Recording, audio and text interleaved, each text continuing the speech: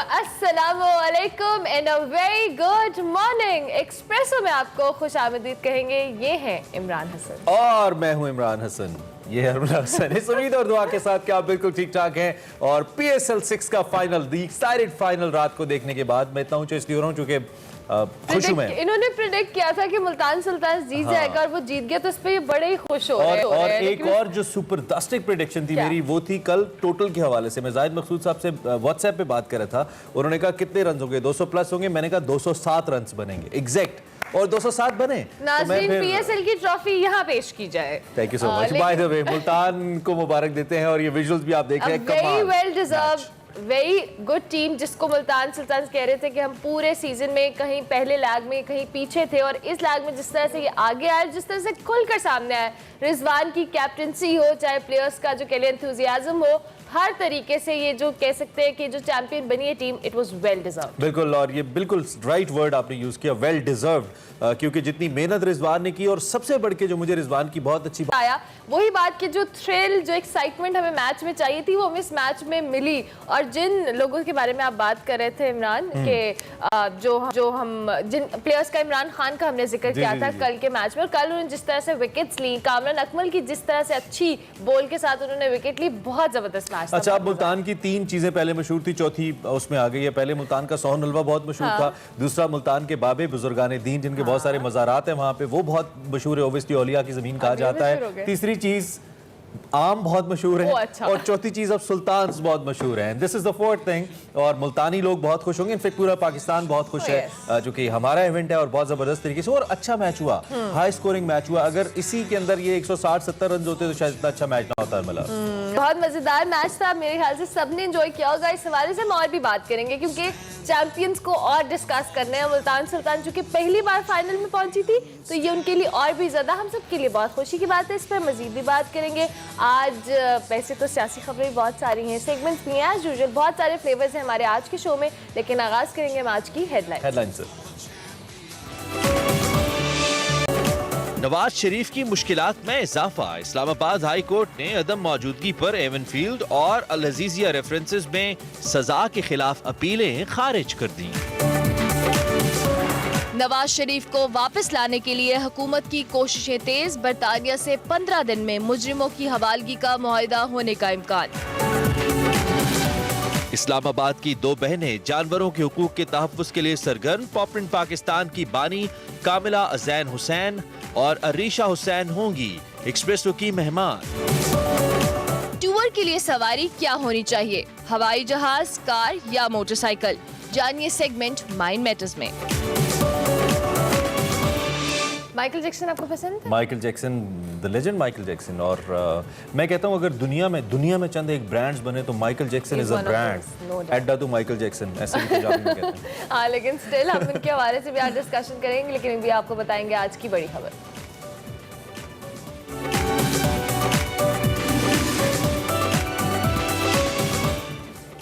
Okay, welcome back. और बात कर लेते हैं सबसे पहले बड़ी खबर की। कल दो तीन बड़ी खबरें थी, और हाई कोर्ट के हवाले से इस्लामाबाद हाई कोर्ट के बड़े फैसले सामने आए नवाज शरीफ साहब के हवाले से, जिसमें अल अजीजिया और एवनफील्ड रेफरेंसेस में उनकी सज़ा के खिलाफ जो अपीलें की गई थी वो खारिज और सज़ाएँ बहाल कर दी गई। लीगी कायद नवाज शरीफ ने इस्लामाबाद हाई कोर्ट में अल अजीजिया और एवनफील्ड रेफरेंसेस में सज़ा के खिलाफ अपील दायर कर रखी थी, ताहम बैरून मुल्क जाने के बाद वो अदालत में पेश नहीं हुए थे। 23 जून को इस्लामाबाद हाई कोर्ट के जस्टिस आमिर फारूक और जस्टिस मोहसिन अख्तर कियानी पर मुश्तमिल डिविजनल बेंच ने साबिक वज़ीर आज़म की गैर मौजूदगी में सज़ा के खिलाफ अपीलें सुनने के कानूनी नुक्ते पर फैसला महफूज किया था। और गुज़िश्ता रोज़ बात की जाए तो 9 सफ़ात पर मुश्तमिल तहरीरी फैसला जारी किया गया। फैसले के मुताबिक नवाज शरीफ जमानत लेकर बाहर गए और वापस नहीं आए। नवाज शरीफ को कई बार पेशी के नोटिस भी जारी किए गए। अदम हाजिरी की वजह से उन्हें कोई रिलीफ नहीं मिल सकता। कानून के मुताबिक उन्हें मफरूर करार दिया गया फैसले में, और मफरूर होने की वजह से दरखास्तें खारिज करने के सिवा कोई ऑप्शन नहीं है।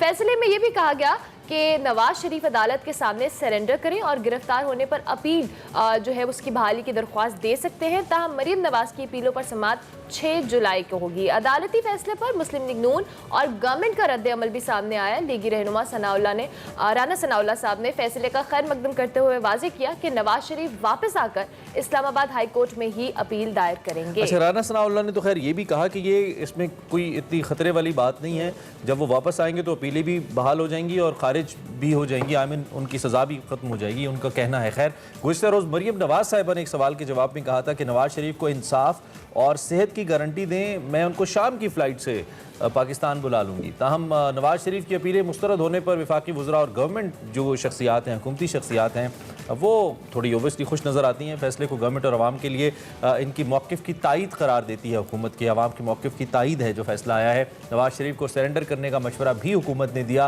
वफाकी वज़ीर दाखिला शेख रशीद अहमद ने वाज़ेह किया कि नवाज शरीफ को वापस लाने की भरपूर कोशिशें जारी हैं। बरतानिया से 15 दिन तक मुजरिमों की हवाली के अलगी के मुआहदे पर दस्तखत होंगे। नवाज शरीफ के लिए मसाइल मज़ीद बढ़ेंगे, ये कहना था शेख रशीद अहमद साहब का। इस वक्त हमारे साथ मुस्लिम लीग नून के सीनियर रहनुमा साबिक अहम वज़ीर पंजाब के राना सनाउल्लाह साहब हमारे साथ इस वक्त मौजूद हैं। उनसे ज़रा बात करते हैं। राना साहब, ये जो अदालत ने एवन फील्ड और अल अज़ीज़िया में सज़ा के ख़िलाफ़ अपीलें खारिज की हैं और फैसले में कहा है कि जब तक नवाज शरीफ बाहर रहेंगे वो मफरूर हैं, सज़ा याफ्ता रहेंगे, क्या ये फैसला मुस्लिम लीग नून के हक़ में है या मुस्लिम लीग नून के ख़िलाफ़ है? कैसे देखते हैं आप? देखें, ये इसमें सुप्रीम कोर्ट और हाई कोर्ट्स के जो है वो फैसले हैं कि अपील जो है वो किसी भी मुलज़म की गैर हाज़िरी में जो है वो उसको ना सुना जाए या उसका फ़ैसला ना किया जाए। तो हमारी ये कोशिश थी और हमारे वकाला ने यही मौक़िफ़ इख्तियार किया था कि इस अपील को या तो पेंडिंग रखा जाए या फिर इसे अदम पैरवी पे खारिज कर दिया जाए, क्योंकि अदम पैरवी पे खारिज होने से हमारा अपील का जो फोरम है वो बाकी रहता है और जब भी मुलज़म हाज़िर हो तो वो अपनी एप्लीकेशन दे के तो दोबारा से अपनी अपील जो है उसका मेरिट पे फैसला जो है वो ले सकता है। ठीक है। तो मियाँ नवाज शरीफ साहब जब भी तशरीफ़ लाएंगे तो इस फैसले की बुनियाद पर ही, क्योंकि इस फैसले में भी इस बात को तहरीर किया गया है कि वो एप्लीकेशन देंगे, उनकी अपील जो है वो दोबारा से बरामद हो जाएगी और उसका फ़ैसला जो है वो मेरिट पे होगा। और क्योंकि ये फ़ैसला जो है एहतसाब जज का मियाँ नवाज शरीफ साहब को सज़ा देने का, ये तो इंसाफ के मुँह पे तमाचा है और हमारे जुडिशल सिस्टम के ऊपर एक बदनमा दाग है। तो इसलिए जब इसका मेरिट पे फैसला होगा तो ये लाजमी तौर पे ये दाग धुलेगा और मियाँ नवाज शरीफ सुरखरू होंगे और होगा। ठीक है, इस्लामाबाद हाई कोर्ट के इस फैसले के बाद अब अगर हम बात करें मुस्लिम लीग नून की, तो आइंदा की हिकमत अमली क्या होगी, किस स्ट्रैटेजी पे अमल किया जाएगा? देखिए इसमें मियाँ नवाज शरीफ साहब जो हैं वो जब तक उनकी सेहत के इश्यूज़ हैं और ख़ास तौर पे वो जो एक उनका हार्ट की सर्जरी का एक जो है वो ड्यू है ऑपरेशन, तो अल्लाह ताला उसको जो है वो बखैर खूबी जो है वो सर्जरी हो जाए और वो सेहतमंद हो जाएं, डॉक्टर्स उनको परमिट कर दें तो वो इंशाअल्लाह ताला वापस आएंगे और आके अपनी पार्टी की इस कौम की जो है वो रहनुमाई करेंगे। लेकिन अगर उन्हें इस वजह से वहाँ पे रुकना पड़ता है तो उनकी अदम मौजूदगी मियाँ शहबाज शरीफ साहब, मरीम नवाज शरीफ साहबा और हमज़ा साहब पार्टी को लीड करने के लिए जो है वो दीगर पार्टी की सीनियर क़यादत के साथ मौजूद हैं और इंशाअल्लाह ताला उनकी रहनुमाई भी वहाँ पे जो है वो मौजूद होने पे जो है वो हमें हासिल रहती है, उनकी मशावरत, उनकी डायरेक्शन। तो इंशाअल्लाह ताला PMLN को कोई मुश्किल पेश नहीं आएगी और ये मामला जो है बड़े सही है। अच्छा, सब अदालत के फैसले के मुताबिक अदालत ने ये भी कहा कि नवाज शरीफ साहब वापस आ जाएं या पकड़े जाएं तो अपील बहाली की दरख्वास्त दे सकते हैं, जैसा कि आपने भी कहा। तो क्या नवाज शरीफ वापस आकर बहाली की अपील की दरख्वास्त करेंगे दोबारा से, ऐसा इम्कान मौजूद है या जैसा कि आपने कहा कि बीमारी की वजह से नहीं आएंगे अभी? जी इंशाअल्लाह ताला जब उनका वहाँ से आने का इरादा हुआ या उन्हें डॉक्टर्स ने अलाउ किया तो उनके आने से पहले इंशाअल्लाह जो है वो हम उनके लिए जो है वो ना सिर्फ एप्लीकेशन इस अपील की बरामद के लिए दायर करेंगे, बल्कि उनकी प्रोटेक्टिव बेल भी जो है वो हासिल करेंगे। और वो बाइज्जत तौर पे जो है वो अपने वतन में वापस आके इस इंतकाम, झूठ और जो है वो गैर कानूनी जो मुकदमात उनके खिलाफ अच्छा रान साहब, अकॉर्डिंग टू लॉ कि अगर कोई मुल्जिम इश्तिहारी है, वो बैरूनुल मुल्क है और वापस नहीं आता, तो अदालत उसे किसी किस्म का रिलीफ नहीं दे सकती और ना ही उसकी कोई अपील सुनी जा सकती है। तो इसका मतलब यही हुआ कि जब तक नवाज शरीफ साहब मुल्क से बाहर हैं, उस वक्त तक उन्हें अदालतों से कोई रिलीफ नहीं मिल सकता। इस हवाले से आपकी क्या राय है? देखिए, जब तक वो बाहर हैं, उनके किसी मुकदमे का, किसी अपील का फैसला मेरिट पे नहीं होना चाहिए। अगर वो हाजिर नहीं है तो ठीक है, उस वजह से अगर कोई फैसला हो जाता है जिस तरह से ये फैसला हो गया है, लेकिन उनका मेरिट पे फैसला लेने का हक जो है वो बरकरार है। यही अदालतों की नज़ीर भी हैं और इससे पहले भी सुप्रीम कोर्ट के फैसले हैं। उसी बुनियाद के ऊपर हाई कोर्ट ने ये फैसला किया है।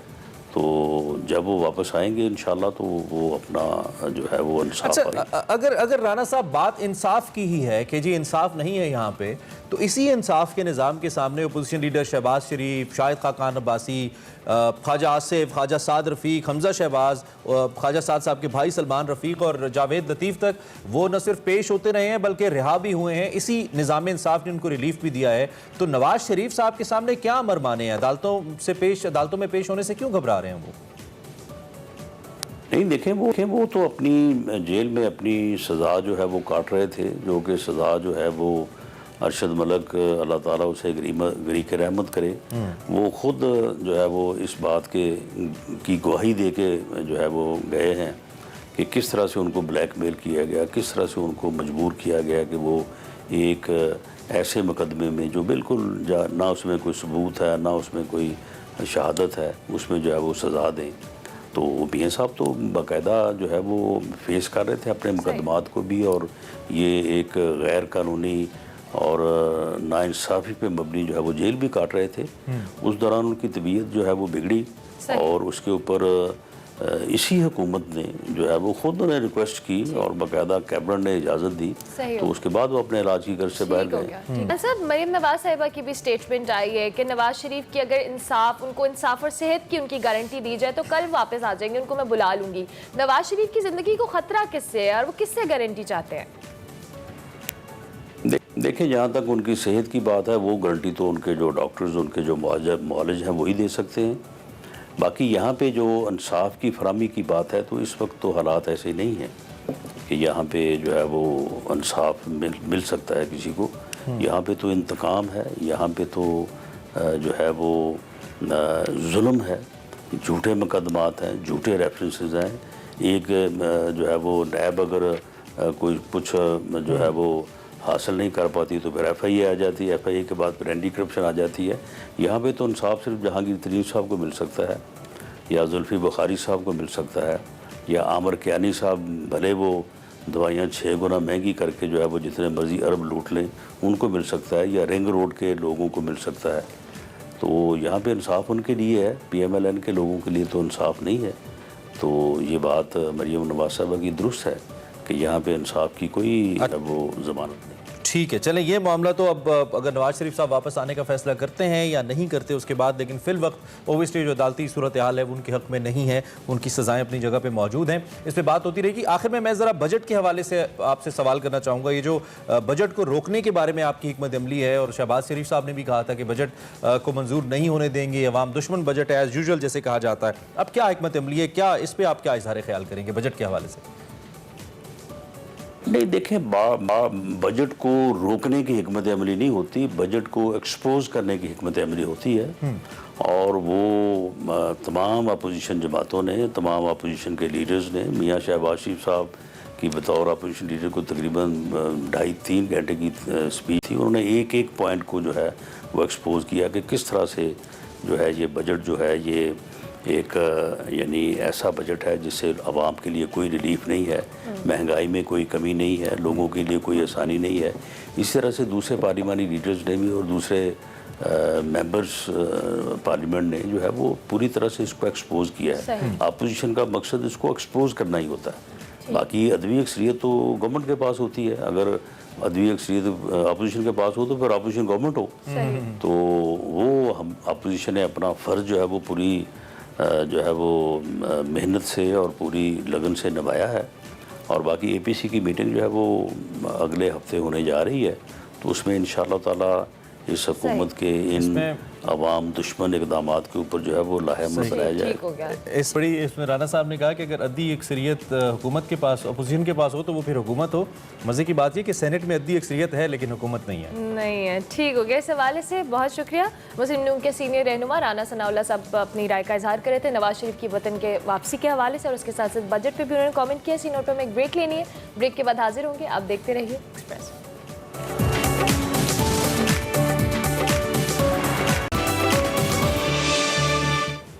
Welcome back to.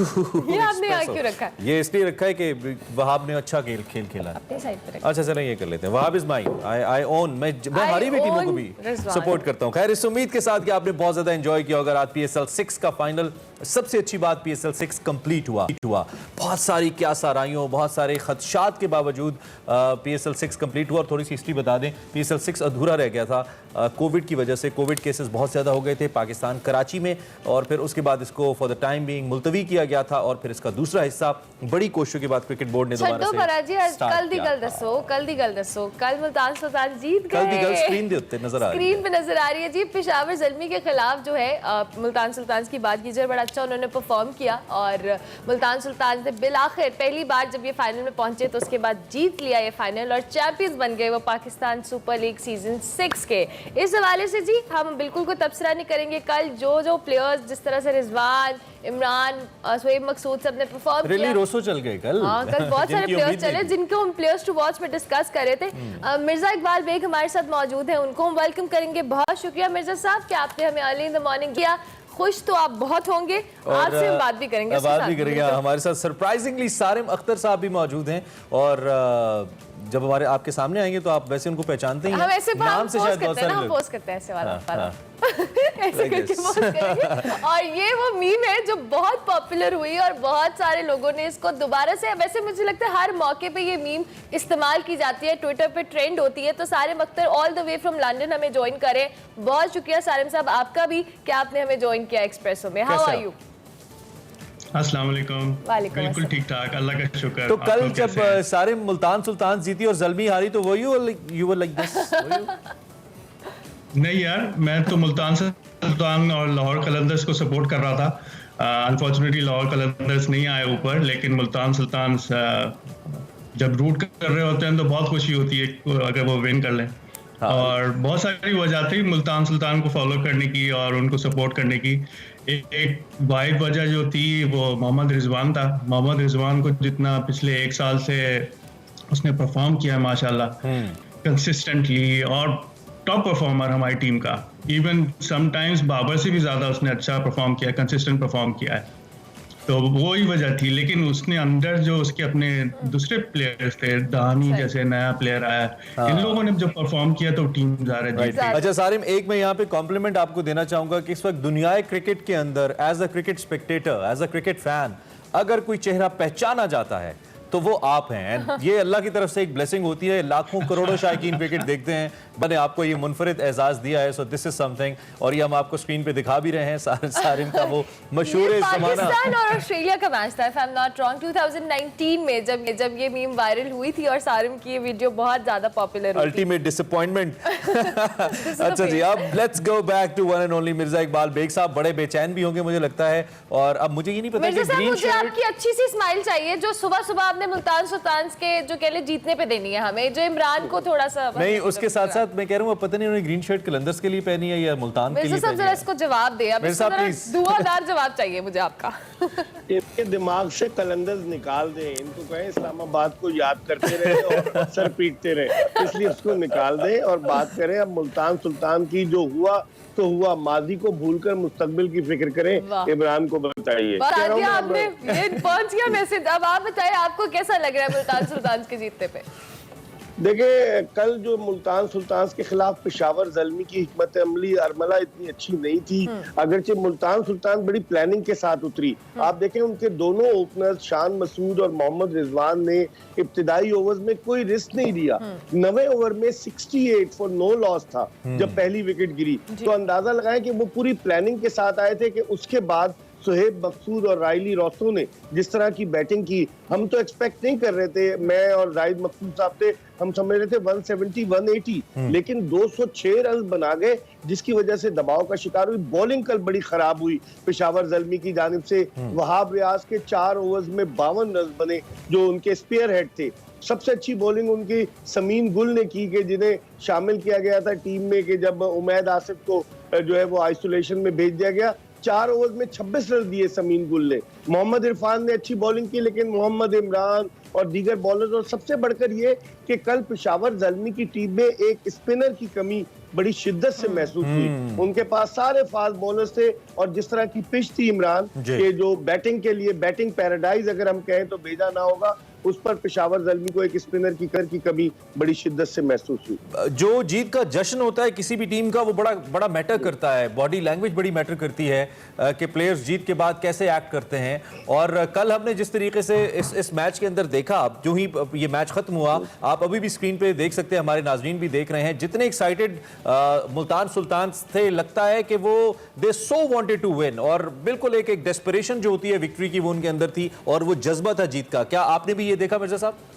बिल्कुल जज्बा था। जनूबी पंजाब के नौजवान क्रिकेटर्स के लिए मुल्तान सुल्तान की ये जीत बहुत बड़ी मोटिवेशन का सबब बनेगी। और आपको पता है मुल्तान तो मशहूर है गर्द, गदा और गर्मा के हवाले से, कि वहाँ मट्टी उड़ती है और औलियाए कराम की सरजमीन है और गर्मी बहुत होती है। और अब तो इस जश्न में मुझे लगता है कि चौसा आम भी शामिल हो जाएगा, क्योंकि मुल्तान का चौसा आम बड़ा मशहूर है। लेकिन they outclass Peshawar Zalmi को अगर देखा जाए तो, जिस तरीके से उन्होंने परफॉर्मेंस दी, हैट्स ऑफ टू देम। हम सब एक्सपेक्ट कर रहे थे, लेकिन हम इतना वन साइडेड फाइनल एक्सपेक्ट नहीं कर रहे थे कि 47 रन से हरा देगी पेशावर ज़ल्मी सॉर्ट ऑफ को। जल्दी गिव अप कर गया ज़ल्मी, ऐसा लगा। अच्छा सारिम, हम आपकी जानिब आएंगे। जिस तरह से हमने कल के मैच में देखा, हम पहले ये बात कर रहे थे कि हमें एक्साइटमेंट नजर आनी चाहिए, कुछ थ्रिल होना चाहिए गेम में, और वाकई कल हमें वो थ्रिल नजर आया।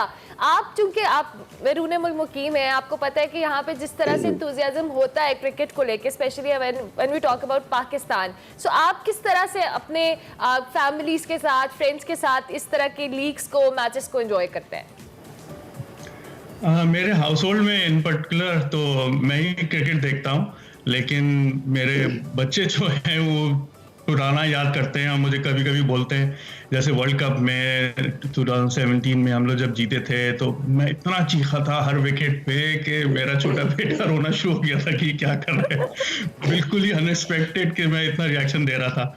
तो क्रिकेट तो मैं घर में तो अपना अकेला ही देखता हूँ, लेकिन या मैं अपने दोस्तों के सर्कल में व्हाट्सएप पे बिल्कुल हम लोग फॉलो करते हैं, बड़े कीनली वर्ल्ड अराउंड क्रिकेट को फॉलो करते हैं, अप्रिशिएट करते हैं। राइट, ठीक है Sarim, we have to take a short break. Mirza साहब भी हमारे साथ ही हैं और यहीं से हम दोबारा से कंटिन्यू करेंगे। एक शॉर्ट ब्रेक लेते हैं, ब्रेक के बाद दोबारा से जरा हम कैसे इतनी जल्दी जाने दे सकते हैं चैंपियंस को डिस्कस करें, बात करते हैं ब्रेक के बाद। Welcome back to Expresso. Break के बाद हाजिर हो चुके हैं। कल के मैच की जीत को हम डिस्कस कर रहे हैं। मुल्तान सुल्तान्स ने कल चैंपियंस वो बन गए, बिलाखिर बन गए, और इस पे हमारे साथ मिर्जा इकबाल बेग और साथ हम सिर्फ जीतने वाले की अच्छाई बयान करें, हम किसी की बुराई नहीं। दुनिया चढ़ते सूरज को सलाम करती है मिर्जा साहब। पेशावर ज़ल्मी ने भी इतनी अच्छी एफर्ट की है। आपने भी इस्लामाबाद के साथ डील किया था, लड़ाई नहीं करें। मिर्जा साहब को बोल लेते हैं। जी मिर्जा साहब। अरमला, अब इन्हें कुछ नहीं कहिएगा वरना जख्म हरे हो जाएंगे, अभी भरे नहीं है, इसलिए इनको कुछ ना कहिएगा। अभी तो हम मुल्तान की फतह की बात करें। और कल इमरान एक टर्निंग पॉइंट था, मैं समझता हूँ कि वो बड़ा वाइटल था, कि जब 6 रन के इंफरादी स्कोर पर कवर में बड़ा आसान कैच छूटा था जज़ई से, और बैट्समैन थे सुहेब मकसूद मोहम्मद इमरान की गेंद पर, और आप देखें फिर सुहेब मकसूद ने 65 रन बना दिए। अगर वो कैच ले लिया जाता तो कैचेस विन मैचेस वाली बात है क्रिकेट में। और सारिम साहब तो मौजूद है जब कैच ड्रॉप हुआ था, तो जो इनका स्टाइल था, ये कहते हैं कि ये क्रिकेट देखते हैं लेकिन इनको दुनिया देखती है। अब तो वो इनकी तस्वीर जब सामने आती है, तो कल जब वो कैच ड्रॉप हुआ तो ये याद आ गए मुझे कि जज़ई ने जो कैच ड्रॉप किया, उसके बाद तो फिर आप देखें ना, चिरागों में रोशनी न रही। जिस तरीके से मार धाड़ शुरू की, अरमला हंसती है उर्दू मेरी सुन के, जिस तरीके से मार धाड़ शुरू हुई तो मैं समझता हूँ कि वाकई में आउट क्लास कर दिया। ऐसा शायराना मिजाज कभी कभी आता है ना क्रिकेट में आपके पास। तो आपने जो कि सारिम की बात की और सारिम ऑल द वे हमें ज्वाइन कर रहे हैं, पाकिस्तान में नहीं इंग्लैंड से ज्वाइन कर रहे हैं, तो सारिम इन्होंने जो मिर्जा साहब ने बात की, मैं 100% इत्तेफाक करते हुए मुझे तो ये लगता है कि जब तक ये क्रिकेटिंग हिस्ट्री रहेगी और क्रिकेट के बारे में और खासतौर पर सब कॉन्टिनेंटल क्रिकेट के बारे में बात होती रहेगी, आपकी पिक्चर उसका बहुत इंपॉर्टेंट हिस्सा रहेगी। लगता कैसे है, फील क्या आती है आपको इतना ज्यादा फेम आउट ऑफ नोवेयर मिल जाना, हाउ इज इट? आप बिल्कुल सही कह रहे हैं, क्रिकेट की यूनिक मीम बन गई है। There is no other meme associated with cricket, और जब आईसीसी उसको सेलिब्रेट करता है तो ऑब्वियसली तो वो बहुत वायरल होती है, इतनी लार्ज फॉलोइंग है सब कॉन्टिनेंट में। लेकिन सरप्राइजिंग एस्पेक्ट जो है, ये नॉन प्लेइंग कंट्री से जितने मुझे फॉलोअर्स मिले हैं और लोग मुझे मैसेज करते हैं, वो मुझे बड़ा ओवरवेलमिंग और हम्बलिंग लगता है एकदम से, क्योंकि उनको कोई बैकग्राउंड नहीं पता कि मीम किस तरह बना है, क्रिकेट का कुछ नहीं पता है। फॉर एग्जांपल इटली से लोग मेरे बहुत ज्यादा फॉलोअर हैं, बोत्सवाना इतनी दूर से। वैसे मैं आपको एक मशवरा दूं, पता नहीं शायद पहले किसी ने दिया होगा, आप जो उस वक्त जिन क्लोथ्स के अंदर आप थे, जो मलबूसात थे आपके, मुझे लगता है कभी आप जिंदगी में उनको नीलाम करने का सोचें तो बहुत ज्यादा पैसे आपको मिल सकते हैं उससे, ट्रस्ट मी।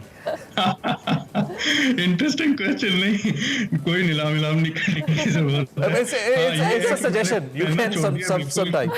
अच्छा सारिम, हम ये जरूर जानना चाहेंगे, ऑब्वियसली ये तो क्रिकेटिंग वर्ल्ड की हम बात कर रहे हैं ना कि ये मीम वहीं पे यूटिलाइज होती है, लेकिन बाज़ जगह बहुत ही मुख्तलिफ जगहों पे भी इस मीम का इस्तेमाल किया जाता है और उसको आपने कभी बहुत इंजॉय किया, ऐसी कोई मीम आपको याद रह गई हो जो आपने बिसाइड क्रिकेट किसी का जगह पे देखी हो या सोशल मीडिया पे देखी हो?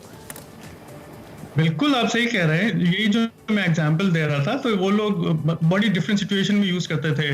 जैसे कराची में पिछले साल बारिशें हो रही थी तो उसमें मीम लगा दिया कि वो हाफ मेरा दिखाया पानी में डूबा, वो बहुत वायरल हुआ। फिर इसी तरह इटली में उनके प्राइम मिनिस्टर ने कोई एक अनपॉपुलर डिसीजन लिया तो वो उनका फेस मेरे मीम को फेस करके वो बहुत वायरल हुआ। तो वो बहुत ऐसा प्रॉब्ली न्यूट्रल किस्म का वो एक्सप्रेशन है। अच्छा, वन मोर क्वेश्चन, आपकी कभी ऐसे होता है कि बच्चे या बेगम में से कोई आप वाले स्टाइल के साथ रिएक्शन देता हो किसी डिसअपॉइंटमेंट के ऊपर, ऐसा हुआ कभी? नहीं, ऐसा तो नहीं है, बल्कि वो तो मेरी बेगम तो ये कहती हैं कि क्या सोशल मीडिया पे लगे रहते हो, हर बार ट्वीटिंग करते रहते हो। तो मुझे तो सुनना पड़ता है, मोबाइल नीचे रखना पड़ता है जब मेरी बेगम। नहीं, आप हमारे पाकिस्तान का एक और ऐसा फेस है, it's a different kind of a feel जब आपसे हमारी बात हो रही है ऑब्वियसली, और क्रिकेट के अंदर ये जो खुशी और गम का सिलसिला जारी रहता है। मिर्जा इकबाल बेग साहब तो हजारों मैचेस देख चुके हैं और कवर कर चुके हैं और इस चीज़ को बड़े अच्छे तरीके से समझते हैं। फैंस का बड़ा रोल होता है मिर्जा साहब, हमने सारी चीज़ें एंजॉय की PSL 6 के अंदर। What we actually missed is the presence of fans. नहीं थे फैंस के हवाले से आप क्या कहेंगे जो वहाँ पे जाके नहीं नारे लगा सके, टीम्स को सपोर्ट कर सके? देखिए इमरान, फैंस का बड़ा वाइटल रोल होता है खिलाड़ियों का मोरल अप करने में, खिलाड़ियों को सपोर्ट करने में। दोनों जो भी टीम खेली होती है उसके सपोर्टर्स, उसके फैंस बड़ा वाइटल रोल प्ले करते हैं। कराची में जब फर्स्ट लेग हुई, मैं तो पूरी लेग में था, तो उस फर्स्ट लेग में तमाशाइयों को अलाउ किया गया था कुछ तादाद में, तो उससे भी बड़ा एक एटमॉस्फेयर क्रिएट हो रहा था। और सारिम साहब बता रहे थे ना कि इटली से भी लोग इन्हें जो है वो फॉलो करते हैं, तो इनको कहिए सिसिलियन माफिया से बच कर रहे हैं इटली में, क्योंकि हर जगह लोग क्रिकेट के चाहने वाले, चाहे वो इटली हो, कहीं पर भी पूरी दुनिया में क्रिकेट के चाहने वाले मौजूद है। और वाकई में फैंस की अदम मौजूदगी खिलाड़ियों को थोड़ा सा उनको वो करती है। लेकिन अब तो आप देखें कमेंट्री के दौरान किस तरीके से स्कूल पर रिकॉर्डिंग जो चल रही होती है, चौकों और छक्कों पर तालियां बजती है, सीटियों की आवाज आती है, हालांकि वहां कोई नहीं होता।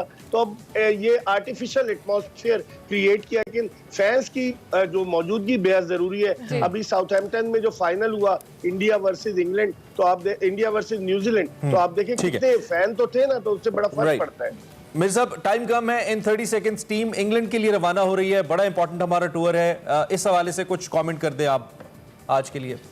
देखिए इंग्लैंड की टीम मेरी नज़र में फेवरेट है। डिफरेंट कंडीशन से जाएंगे पाकिस्तानी क्रिकेटर्स, बेशतर क्रिकेटर अबू धाबी की गर्मी में खेलें। इंग्लैंड जाएंगे, 8 तारीख से पहला वनडे हो रहा है, तो मैं समझता हूँ थोड़ा सा डिसएडवांटेज हमें सही। जरूर होगा, लेकिन हमारी टीम अनप्रिडिक्टेबल टीम है, किसी भी दिन कुछ भी कर सकती है, कभी खुशी और कभी गम दे सकती है।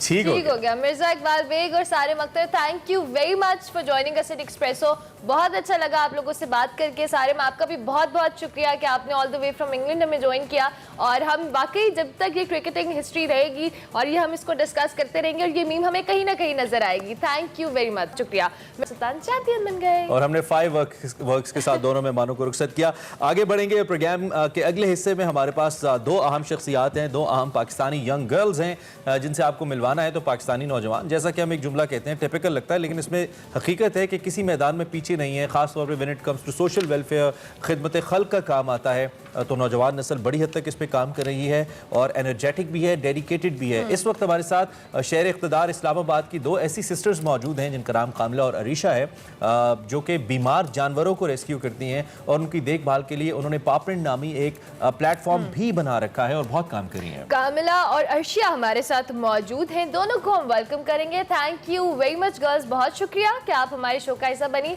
सबसे पहले तो हम आपसे जानना चाहेंगे आपके इस पापरिंट नामी प्लेटफॉर्म के हवाले से, बेसिकली क्या है इसका आइडिया, आप लोगों को कैसे आया? और मुझे लगता है कि जब आपको जानवरों से मोहब्बत हो तभी आप इस तरह की कोई एक्टिविटी को स्टार्ट करते हैं। सो कामिला और अर्शिया, आप में से जो भी बताना चाहे आगाज कीजिएगा। ठीक है, पॉपरिंट का आइडिया बेसिकली हमने काफ़ी टाइम से हमारे पास है। हमने ऑफिशियल रिलीज़ 1 साल पहले की थी, मगर उससे पहले आई थिंक हमारी अम्मी से और हमारी फैमिली में एनिमल वेलफेयर का बहुत ज़्यादा इंटरेस्ट है, बहुत ज़्यादा पैशन है। तो पहले हम बहुत इनफॉर्मली एनिमल्स को रेस्क्यू करते थे, घर लाते थे, उनका ख्याल करते थे, और आहिस्ता आहिस्ता जैसे like time kept on going and we made an official NGO, तो फिर द पॉपरिंट पाकिस्तान बन गया। ठीक है, तो हाउ डज इट वर्क, कैसे काम करता है ये, इसका क्या मैकेनिज्म है? बेसिकली वी रेस्क्यू एनिमल्स और उन्हें हम रिहेबिलिटेट करते हैं, उन्हें रेस्क्यू करते हैं, उन्हें मेडिकेट करते हैं, और फिर हमें ये घरों में प्लेस करते हैं, अडॉप्ट करवाते हैं through our social media following. अब हमारी सोशल मीडिया फॉलोइंग काफ़ी बढ़ गई है, तो ओवर द इयर्स हमने ओवर 300 एनिमल्स रेस्क्यू कर चुके हैं। और जब ये हम अडॉप्ट कराते हैं तो फिर वी स्टे इन टच हमारे अडॉप्टर्स के साथ कि हमें वो अपडेट्स भेजें, how is the puppy doing और अब उनकी वेलफेयर कैसी जा रही है, इस तरह की चीज़ें। मतलब फीडबैक भी लेते हैं। अच्छा, वेस्टर्न कंट्रीज़ के अंदर ये काम हुकूमतें करती हैं इस तरह की वेलफेयर और जानवरों का ख्याल हुकूमतें रखती हैं, लेकिन पाकिस्तान में ऐसा कोई ट्रेंड नहीं है। और on the other and Pakistan के अंदर ऐसे जानवर, स्ट्रीट जो ऐसे एनिमल्स बहुत ज़्यादा हैं जिनको बड़ी केयर चाहिए, तो ये बड़ा मुश्किल नहीं हो जाता फाइनेंशियली भी और मैनेज भी करना इसको? तो how do you guys manage it? आपने बिल्कुल सही बात की। वेस्टर्न कंट्रीज़ में फिर थोड़ा सा तो हो जाता है। पाकिस्तान में आप इस तरह देखें, जिस मुल्क में नहीं, जिस दुनिया में इंसानों के हुकूक भी बहुत मुश्किल से मिलते हैं, तो फिर जानवरों के लिए क्या उम्मीद है? हम तो इस तरह, मेरे ओपिनियन में हमारी पहली जिम्मेदारी, सबसे अहम जिम्मेदारी ये रेस्क्यू करने की नहीं है, पहली तालीम हासिल करने की है इस मौजू पे, खुद के लिए, खुद सीखने के लिए, दूसरों को सिखाने के लिए। क्योंकि जब तक इस मौजू पे गुफ्तगू, मालूमात, इंफॉर्मेशन नहीं है तो हम एक्शन कैसे मांग सकते हैं? तो जो भी मुश्किलात आते हैं, जो भी हमारे चैलेंजेस आते हैं, आई थिंक सबसे पहले हम जो डिस्कस करते हैं कि हम इंफॉर्मेशन एक्सेसिबल करें नौजवानों के लिए स्पेसिफिकली, और इस तरह जितना ज़्यादा वर्ड स्प्रेड होता है, जितनी अवेयरनेस होती है, तो फिर हमारा काम ईजी हो जाता है। ठीक हो गया। अच्छा, क्योंकि जिस तरह से आपने बात की कि हमारे यहाँ इतनी अवेयरनेस ही नहीं है लोगों में, स्पेसिफिकली अगर हम बात करें कुछ लोगों को जिनको पेट्स का शौक है, एनिमल्स लवर हैं, उनको ज़रा थोड़ा फ़र्क पड़ता भी है और उस तरह से ख्याल भी रखते हैं। आपको क्या लगता है किस तरह से अवेयरनेस आनी चाहिए लोगों में? क्योंकि हम स्ट्रीट डॉग्स को देखें, कैट्स को देखें, उस तरह से हम उनकी तरफ देखते भी नहीं है। इनफैक्ट हमारे यहाँ ये नुकसान पहुँचाते हैं। हमारे हम अपने बच्चों को इस हवाले से जो कह ले एक तालीम नहीं देते, अवेयरनेस नहीं देते। सो आप लोग क्या लगता है कि किस तरह से, किन प्लेटफॉर्म्स के थ्रू हम लोगों को अवेयर कर सकते हैं? जी बिल्कुल, अवेयरनेस लाना ये ओवरनाइट नहीं हो सकता, ये बहुत टाइम लगेगा। लोगों में ये इनबिल्ट चीज़ है कि हम सिर्फ ब्रीड्स वाले कुत्ते अडॉप्ट करेंगे, लेकिन हमें ये सिखाना है हमें ये सिखाना है कि जो ये स्ट्रे डॉग्स होते हैं इनका नेचर बिल्कुल सेम होता है as any breed dog. It's about how you train them. तो इसलिए थ्रू हर सोशल मीडिया में ये अवेयरनेस लाना चाह रहे हैं। हम अवेयरनेस पोस्ट भी करते रहते हैं अपने सोशल मीडिया पेजेस पे कि लोग आके ये रेस्क्यू डॉग्स अडॉप्ट करें, रेस्क्यू कैट्स अडॉप्ट करें और उस तरह इन्हें बड़ा करें कि इनका नेचर बिल्कुल एग्जैक्ट सेम हो एज अ ब्रीड डॉग।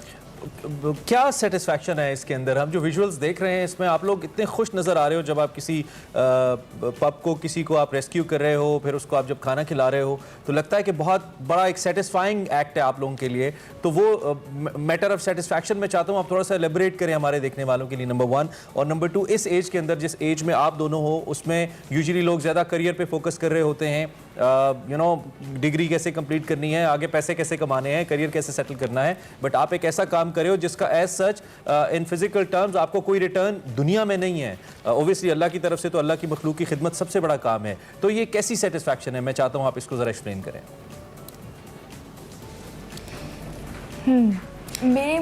मेरी ज़िंदगी में एक मुश्किल मरहले पर बेसिकली इस काम ने मुझे मकसद और उम्मीद और खुशी दी। अब आज दिन तक मुझे इस काम से खुशी मिलती है। और ये question, like a lot of people ask this question कि ये इस टाइम पे जो बाकी जो हमारे लाइक स्टूडेंट्स हैं इस एज पे, वो NGOs बनाते रहते हैं कॉलेज एप्लीकेशंस के लिए, बस कॉलेज CV पे नाम डाल दिया, NGO बन गया, फिर काम ख़त्म हो जाता है। मगर पॉपिन के लिए आई थिंक जो खुशी, जो फुलफिलमेंट, जो सेटिस्फैक्शन आपने बोला है, जो वो सेंस आती है एनिमल्स को रेस्क्यू करके, किसी की जान बचाने के बाद, किसी की लाइक ज़िंदगी बदलने के बाद जो सेटिस्फैक्शन आती है, I don't think you can put a number on it और लाइक अ वर्ड। ये काम करके you don't want anything back from them. हमें ये पता होता है कि हमें कुछ नहीं दे सकते, ये हमें खुशी दे सकते हैं, हमें प्यार दे सकते हैं। इनके लिए हम तो उनकी पूरी ज़िंदगी हैं और हमारे लिए बस ये एक ज़िंदगी की लाइक छोटा सा हिस्सा है। तो it's not fair for us to ask more than. एक छोटा सा मैसेज आप दोनों की जानिब से मैं चाहूंगी कि जानवरों से प्यार करना हमें खुद को, अपने बच्चों को किस तरह से सिखाने और क्या मैसेज देना चाहेंगे आप हमारे प्लेटफॉर्म से? अर्शिया, आपसे स्टार्ट करेंगे। राइट, सो हमने आपका सवाल था कि हम अपने बच्चों को कैसे सिखाएं कि जानवरों से प्यार करें। पॉजिटिव मैसेज बहुत ज़्यादा जी बहुत ज़्यादा तरीके हैं। एक तो अपने आप, अगर आप माँ बाप हैं किसी बच्चे के, तो आपका ये हक है कि आप उन्हें सिखाएं कि जो आपके जानवर हैं, जो आपके एनवायरनमेंट में, आपकी सोसाइटी में ये जो सारे जानवर हैं, अगर इनकी कोई आपकी मदद चाहिए तो आपका ये हक बनता है कि आप उनकी मदद करें। अगर कोई जानवर पड़ा हुआ है रोड की साइड पर और अगर वो मर आए तो how can you just walk bye. ये अपने बच्चों को सिखाए कि यू कांट इग्नोर इस तरह की चीज़ें। अपने माशरे में ये जो चीज़ें हो रही हैं, सारी चीज़ें, we can't close our eyes to it. ये अपनी बचपन से अगर हम अपने बच्चों को सिखाएंगे तो फिर बड़े होके they might make a change society में और इस तरह तब्दीली आएगी स्लोली। आप दोनों, एक तो बड़े इंस्पिरेशनल काम है आप लोगों का, और इसमें सबसे इंपॉर्टेंट बात यह है जो आपने की है कि ये हमें कुछ नहीं दे सकते, लेकिन उसके बावजूद चूंकि ये इंसान नहीं है, बोल नहीं सकते, बट इंसानों में सिवाय बोलने के बाकी सब कुछ इनके अंदर वही सेंसेस है जो इंसानों के अंदर होती हैं। इनका दर्द भी वही है, इनकी भूख भी वही है, इनकी प्यास भी वही है, इनको शेल्टर भी वैसे ही चाहिए। तो we are suppose to take care of them. से आप बहुत ही ज़बरदस्त काम कर रहे हैं and wish you all the best. हमने भी कोशिश की कि इसमें हमारा भी हिस्सा हो, आपको यहाँ पे लाके, और जितने इंडिविजुअल्स हमें देख रहे हैं हम उनसे भी कहते हैं कि जितने भी स्ट्रीट कैट्स हैं, डॉग्स हैं, अगर आप और कुछ नहीं कर सकते, उन्हें नुकसान ना पहुँचाइए और उनका ख्याल रख सके तो इससे तो अच्छी बात नहीं कर सकते तो नुकसान एग्जैक्टली ना पहुंचाए। इसी नोट पर हम ब्रेक लेंगे, ब्रेक के बाद हाजिर होंगे। एक्सप्रेस में बहुत कुछ है, stay tuned to Express. Welcome back to Expresso. Break के बाद हाजिर हो चुके हैं जनाब, और हम बात करने वाले हैं अब डाइट के हवाले से, और स्पेशली गर्मियों की बात करते हैं। तो गर्मियों में बहुत सारे मसले होते हैं, गर्मी तो लगी रही होती है, उसके साथ खाने का दिल नहीं कर रहा था। हाँ, खाने का दिल नहीं कर रहा था, अगर खा रहे होते तो स्टमक अपसेट है, कोई और मसला है, फिर थकावट है, लेथार्जिक हो रहे हैं, फटीग है, और साथ साथ जो हमारे स्पेशली सब कॉन्टिनेंट की बात करें, मुर्ग मुसल्लम किस्म की चीज़ें खाने से भी हमें बहुत सारे मसाइल होते हैं। मतलब मसाले ज़्यादा सारे खा लो, मिर्चें भी, और पता नहीं क्या क्या। तो लिहाजा आपने गर्मियों के मौसम में किस तरह की ग़िज़ाएँ खानी है और हेल्दी डाइट लेनी है, उस हवाले से आज हम बात करने वाले हैं। हमारे साथ डॉक्टर सहर चावला मौजूद हैं जो हमें बताएंगी कि किस तरह से हमारी जो डाइट है हमें उसका अपना ख्याल रखना है। बहुत शुक्रिया डॉक्टर सहर, कैसी हैं आप? अस्सलाम वालेकुम जी मैं ठीक ठाक, आई होप आप सब भी खैरियत से हैं। Thank you so much for having me here. क्योंकि गर्मियों की बात हो रही है, बड़ी अप्रोप्रिएट बात है। सीजन के हिसाब से आपको 3 से 4 चीज़ों का ख्याल रखना है। सबसे पहले आपको अपनी हाइड्रेशन का ख्याल रखना है। दूसरे नंबर पे आपको ये ख्याल रखना है कि आपके एनर्जी लेवल्स जो है वो गर्मियों में लो होते हैं, क्योंकि आपने अपने आप को फिट रखना है, मेंटेन रखना है, अपने एनर्जी लेवल्स और मेटाबॉलिज्म, कैलोरी बर्निंग प्रोसेस को बूस्ट करने वाले खाने खाने हैं। तीसरी चीज़ आपने ये ख्याल रखनी है कि ब्लड टोनिसिटी यानी ब्लड का पीएच मेंटेन करना है, यानी वो खाने जो जो एसिडिक है वो खाने, जो अल्कलाइन है वो मिक्स करके लेने हैं और नॉर्मल मिकदार में लेने हैं। नॉर्मली ये कहा जाता है, यहीं से मैं बात शुरू करूंगी, कि आपके पास बॉडी का पीएच ज्यादा से ज्यादा अल्कलाइन करे, लेकिन मैं इतना आपको बता दूं कि बॉडी का पीएच एक हद तक जिन ऑर्गन्स में एसिडिक होने की जरूरत है, जैसे कि स्टमक में, आपके मैदे में, वहां पर उसको एसिडिक रखने के लिए एसिडिक खाने लेने की भी जरूरत है। आपकी बात से ही बात स्टार्ट करते हैं। आपने मुर्ग मुसल्लम की बात की है। मुर्ग मुसल्लम लेने में आपके पास कोई बुराई नहीं है, लेकिन जब आप प्रोटीन्स लेते हैं, चाहे वो आप मुर्गी की सूरत में लें, चाहे आपको दालों की सूरत में लें, जरूरी है दिन में एक बार जरूर लेनी है, लेकिन उसका पीएच, क्योंकि उसको डाइजेस्ट करने के लिए हमारे मैदे को बहुत ज्यादा तेजाब बनाना पड़ता है, तो वो एसिडिटी ज्यादा कर देता है। उसके साथ अल्कलाइन खानों का इंतखाब ऑल्टरनेट डेज पे जरूर करें। गर्मियों में जितनी भी सब्जियां आती हैं जिनको आप गार्ड वेजिटेबल्स कहते हैं, जिसमें लौकी आ जाता है, घिया आ जाता है, आपके पास तोरी आ जाती है, आपके पास करेला आ जाता है, क्या आप जानते हैं अल्लाह ताला ने ये गर्मियों में क्यों दी है? ताकि आप खाएं। ये जो आप मुर्ग मुसल्लम और दालें लेते हैं, डॉक्टर साहब वो लौकी क्या करें जो लौकी नहीं खाते? हाँ जो लोग लौकी नहीं खाते हैं, वो मेरी तरह जिनको गोश्त खाने का ज्यादा शौक है, दिल पे थोड़ा पत्थर रख के उसको अपने सैलड्स में इंक्लूड कर सकते हैं, कि वो किसी तरह हिडन फॉर्म में हो जाए, कि या गोश्त बना सकते हैं आप लोग। कि जितनी भी हमारे पास ऑरेंज कलर की सब्जियों में गर्मियों में चीजें आती हैं, आपके पास कद्दू आ जाता है। कद्दू इज वेरी यमी। अगर आप कद्दू का सूप बनाएं किस दिन, आप लोग कहेंगे मैं आपको मजे की रेसिपी बताऊंगी। डॉक्टर साहब कद्दू का रायता होता है, अमेजिंग होता है, और कद्दू का सूप इतना मजे का होता है, रेस्टोरेंट थाई सूप जैसा लगता है। जो आपके पास पपीता होता है, जो गर्मियों में, पपीता तो वैसे all around the year available होता है।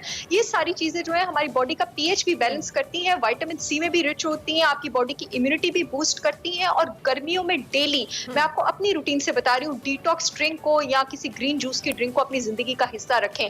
बेस्ट ये है कि आप इसमें या तो करेला शामिल कर लें, अगर मेरी तरह आप कड़वा जायका बर्दाश्त कर सकते हैं, नहीं तो खीरा शामिल कर लें। खीरा आपका ब्लड पीएच बैलेंस करता है, अल्कलाइन करता है उसको, इन सारी सब्जियों की तरह। और जिन लोगों को ये इशू है, आजकल सीड्स हेल्थ इंडस्ट्री का बड़ा हिस्सा बने और बड़ी अच्छी बात है बने हुए हैं। गर्मियों में आपने फ्लैक्स सीड्स और पंपकिन सीड्स और सनफ्लावर सीड्स इस्तेमाल नहीं करने। गर्मियों में ठंडी तासीर के लिए जरूर सीड्स इस्तेमाल करें। चिया सीड्स इस्तेमाल कर लें, बेसल सीड्स जिसको तुख मलंगा कहते हैं, वो आप इस्तेमाल करें। उसमें खीरा डालें, उसमें थोड़ा सा पुदीना डालें और अपना जो वो है डिटॉक्स वाटर बनाएं। जो मसाले हम लोग सर्दियों में काबों में बड़े इस्तेमाल करते हैं, हम दालचीनी इस्तेमाल करते हैं, हम मेथी दाना, वो सर्दियों में, गर्मियों में आपने इस्तेमाल नहीं करने। गर्मियों में आपने उसकी जगह सौंफ, गर्मियों में आपने इलायची, गर्मियों में आपने पुदीना, गर्मियों में आप चाहे नॉर्मली हमारे यहाँ प्रैक्टिस है कि हमने जब डाइट करनी होती है स्पेसिफिकली, तो हम कहते हैं जी सलादें खाएं, बस सब सैलड खानी है, दिन रात हम यही काम कर रहे होते हैं। फिर हम बाकी चीज़ों को कहीं ना कहीं मिस कर देते हैं, और फिर या तो बिल्कुल फाके का कॉन्सेप्ट आता है, या फिर आपने बहुत ही हल्की फुल्की डाइट पे चले जाना है। तो ये जो एक दरमियाना रास्ता है ना, ये थोड़ा सा समझा दें। दरमियाना रास्ता ही सही रास्ता होता है। फाका तो इंतहाई बेवकूफ़ी है, वो तो करना ही नहीं चाहिए। में एक चीज़ होती है थर्मोजेनिक इफेक्ट ऑफ फूड, यानी कुछ खाने हमारे पास ऐसे होते हैं कि उनमें इतनी कैलोरीज नहीं होती हैं, लेकिन जिस प्रोसेस से वो हजम होते हैं वो जिस्म में और ज्यादा कैलोरीज बर्न करते हैं। क्या आप जानते हैं उन खानों में क्या आता है? उन खानों में प्रोटीन आता है। आपके पास जो गोश्त है, आपके पास जो चिकन है, अगर आप उसका स्मार्ट कंजम्पशन करते हैं, यानी एक टाइम पर 3 आउंस तक करते हैं, और आप उसको फ्राइड फॉर्म में नहीं लेते हैं, तो वो आपके जिस्म में इस थर्मोजेनिक इफेक्ट ऑफ फूड को इनिशिएट करता है, यानी जितनी कैलोरी उसमें होती है उससे ज्यादा उसको हजम करने में लग जाती है। जितने आपके पास, और जो लोग ग्रेन्स नहीं लेते हैं, खाली यही आप कह रही हैं सैलड देना बहुत अच्छी बात है, वो भी लेने होते हैं, उस पर भी आती हूँ। ग्रेन्स आपके पास, उसमें फाइबर ज्यादा होता है, वो आपके स्टमक को ज्यादा देर तक फुल रखते हैं, आपके एपेटाइट को सप्रेस करते हैं, और आपका ब्लड शुगर एकदम से रेज नहीं होने देते। गर्मियों में कोशिश करें आप अपने पास उसका इस्तेमाल करें, जौ का, बार्ले का इस्तेमाल करें, उसकी ठंडी तासीर होती है। सत्तू भी इसी वजह से हमारे पास बहुत ज्यादा फेमस है। और गर्मियों में गंदुम का कंपैरेटिवली कम इस्तेमाल करें, और दिन में एक मील में ग्रेन जरूर रखें। मैं अगर अपनी पर्सनल लाइफ से एग्जांपल दूं, मैं नाश्ते में जरूर ग्रेन रखती हूँ, क्योंकि अगर आप नाश्ते में अपने आप को हाई फाइबर डाइट दे देते हैं, पूरा दिन के लिए आप अपनी शुगर और एपेटाइट क्रेविंग्स को सप्रेस कर देते हैं।